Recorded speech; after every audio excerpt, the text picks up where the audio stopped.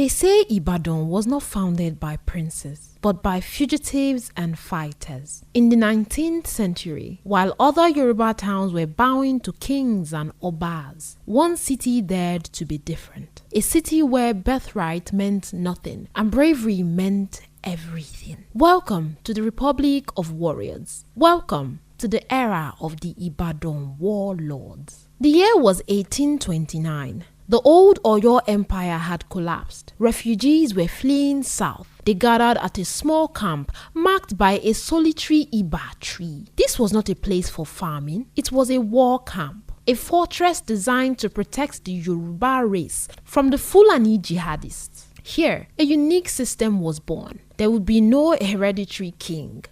If you wanted power, you had to fight for it. They called it the Agbaya system. A military meritocracy. A slave could become a general.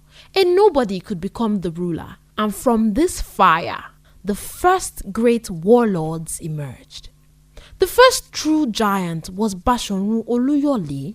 He was not just a fighter. He was the architect of Ibadan's dominance. It was Oluyole who turned the disorderly war camp into a structured city-state.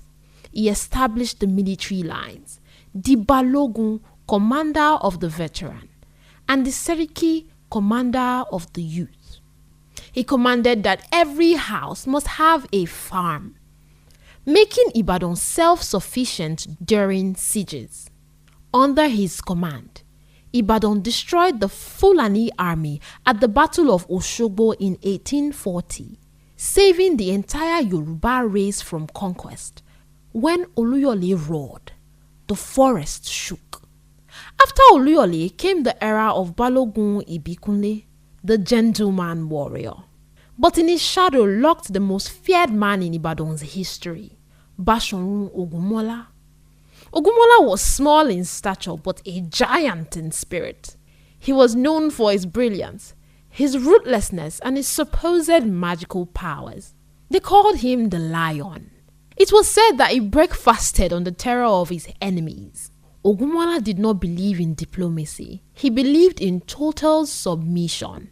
Under him, the Ibadan Empire stretched to its breaking point, controlling vast territories from Osun to Ekiti. He was the ultimate warlord, feared by his enemies and respected by his friends. But power is a dangerous drug. Enter Are Ono Kakanfo Momo Latosa, the only Ibadan ruler to claim the title of Are Ono Kakanfo, Generalissimo of the Yoruba. Latosa dreamed of an absolute empire, but his ambition united the whole world against him. The Kiriji War between 1877 to 1893, the longest civil war in Yoruba history. The Ekiti, Ijesha, and Egba formed a grand alliance against the Ibadan warlords. For 16 years, the guns boomed in the hills. Latosa, old and weary, died in the war camp at Kiriji, not by the sword, but of a broken heart, seeing his empire crumble. In 1893, the British imposed the peace treaty. The era of the sword was over.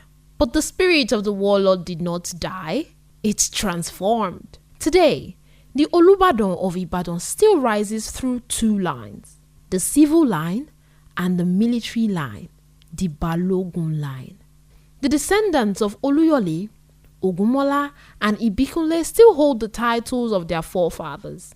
The war camp became the largest indigenous city in West Africa. They were the men of iron who forged the city from the dust of war. This is Ibadan, the home of warriors.